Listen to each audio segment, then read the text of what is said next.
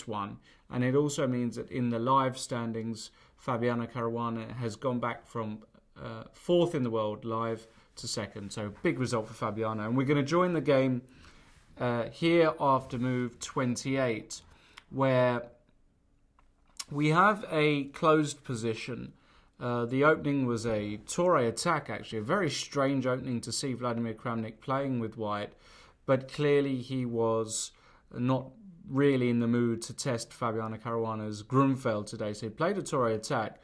And the position was around level for most of the opening and early middle game. And we reached this position where basically everything revolves around a break in the center. Either for white, whether he can play e4, or whether for black he can play e5. This is really the only way that the position is going to open up.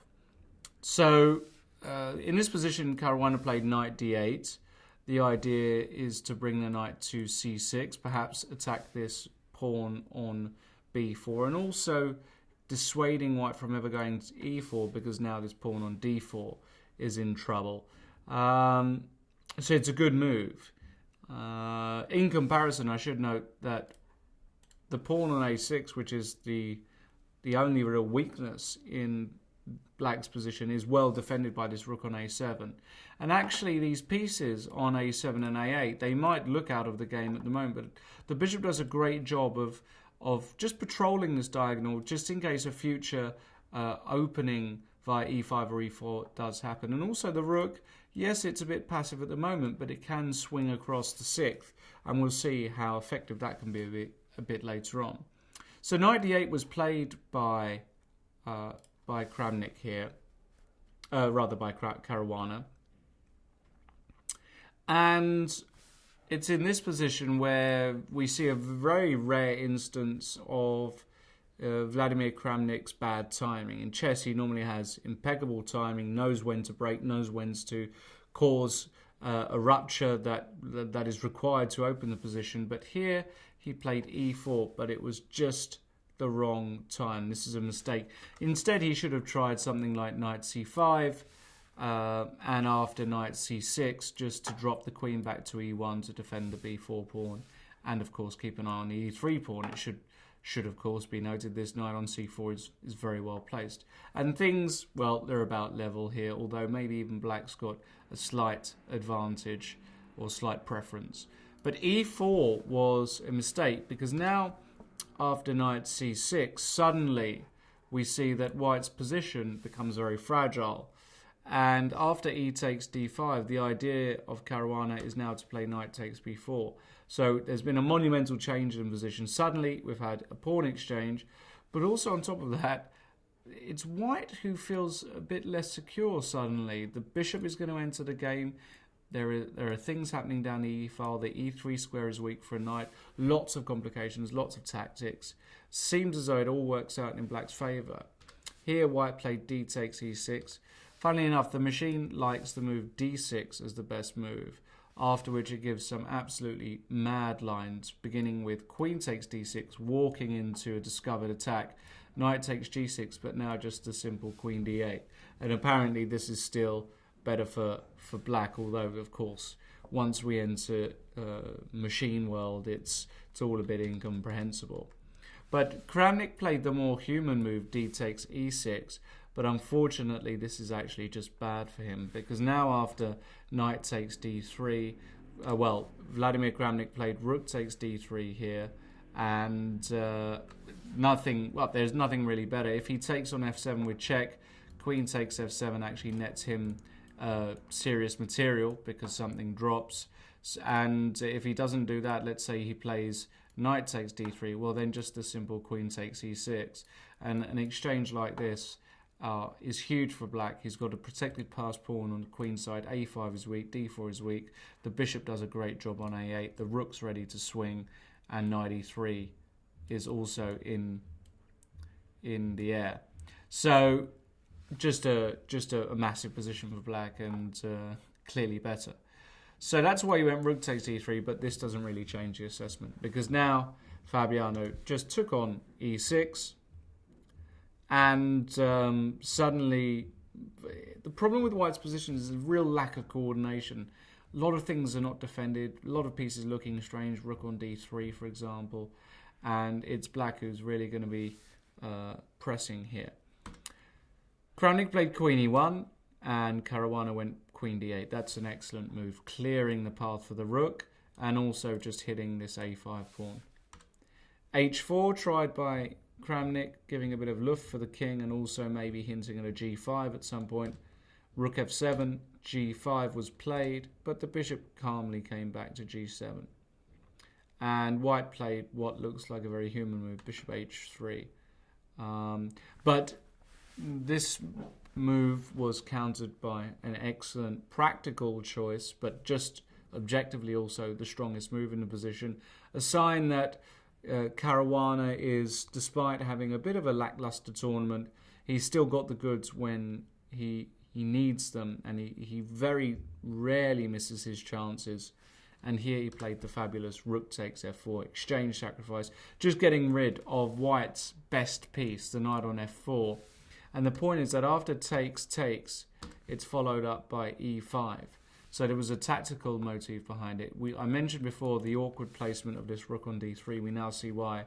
You can't take this pawn on e5 because the rook's undefended. And as a result, you have to move the bishop. And now the real point of the whole operation is to go e4.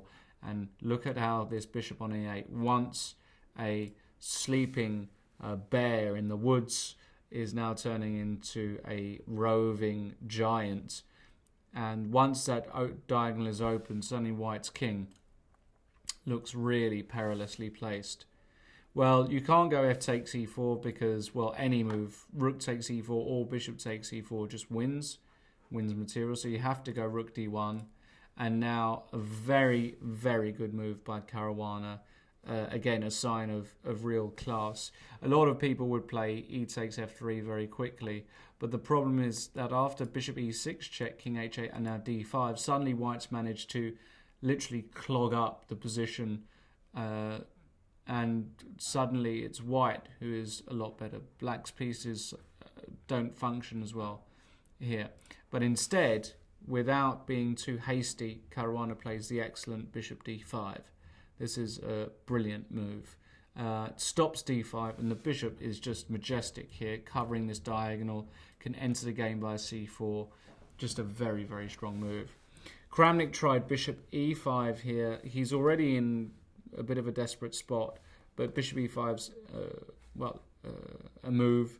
But now, before the time control, Caruana chooses the practical move e takes f3 with the idea of f2 check and opening the rook to the queen. And actually after this it was pretty plain sailing. Over the board, this is a nightmare to defend for White. Black has got just a pawn for the exchange, but with this one falling and the coordination of his pieces, the position is probably practically or even objectively hopeless. Kramnik played queen f2. Queen takes a5, another pawn drops, bishop g4. Well, he would love to win that pawn on f3, but Caruana doesn't allow it because he plays rook f8. Rook d3, Kramnik persists, puts the rook back on this square on d3 where it had bad memories. But actually, bishop takes f3 isn't a threat because after queen b4, well, that's another excellent move. The queen on b4 allows the march of the a pawn. It may even come back to e7. It's just a multi-purpose move.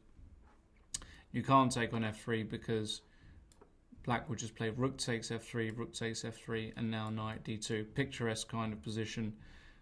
White is just tied up. The bishop's an absolute monster, worth much more than a rook.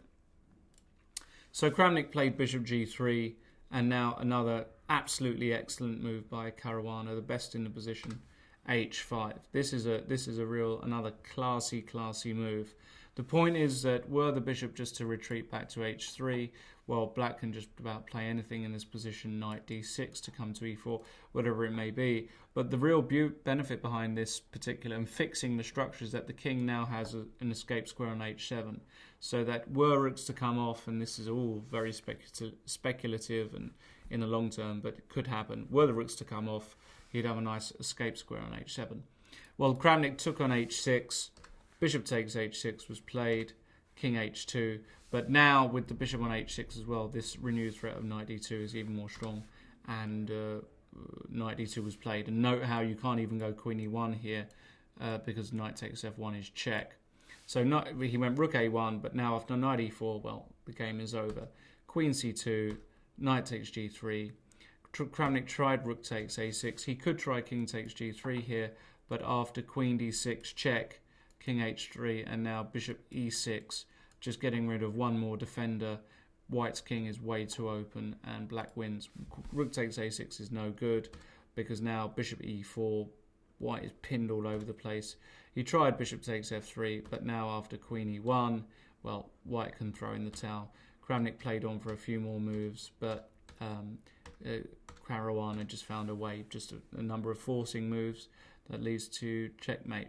So an excellent game from Fabiano, much needed for him, puts him back on 50%, and poor old Vladimir Kramnik looked as though, well, he started the tournament so well, suffering a few losses, and tomorrow he's got a reasonably easy task playing black against the world champion. So, yeah, probably not the best pairing for him, but there you go. Remember to check out the games and the live commentary that we have here on Chess 24 as of 12 p.m. Central European time. But for now, I'm Lawrence Trent. Hope you enjoyed that, and make sure to become a premium member on Chess 24 to enjoy all of the features we have on the website.